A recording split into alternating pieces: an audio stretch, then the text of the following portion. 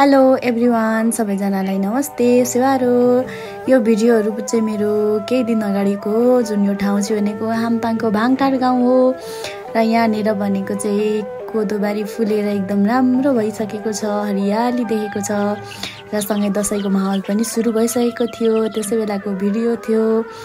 अनि सँगसँगै यो मेरा भदैनीहरू हुन् जसलाई नाच्न र टिकटक बनाउन चाहिँ एकदम मनपर्छ। त्यही भएर यिनीहरूको चाहिँ मैले भिडियो खिच्दिएको र सँगै यिनीहरूलाई चाहिँ दसैँमा चाहिँ टिका पनि लाउन मनपर्छ र टिका लाउनु सँगसँगै चाहिँ यिनीहरूलाई चाहिँ नयाँ लुगा लाउने रहर पैसा पाउने रहरले गर्दा यिनीहरूलाई हामीले नचाहिदिएको थियौँ। अनि त्यस पछाडि भनेको चाहिँ यो घरबाट देखिने दृश्य र घर छिमेकी लक्ष्मण दाइले मुरली बजाउनु भएको मैले भिडियो खिच्दिएको। अनि यस पछाडि भनेको यो घरको हाम्रो कोला हो जुन पाक्न लागेको छ र पछाडि दिदीलाई चाहिँ मैले भिडियो खिचिदिएको, फोटोहरू खिचिदिएको र यसरी गरे पछाडि चाहिँ हाम्रो दसैँको दृश्यहरू सकियो, समाप्त। बाई।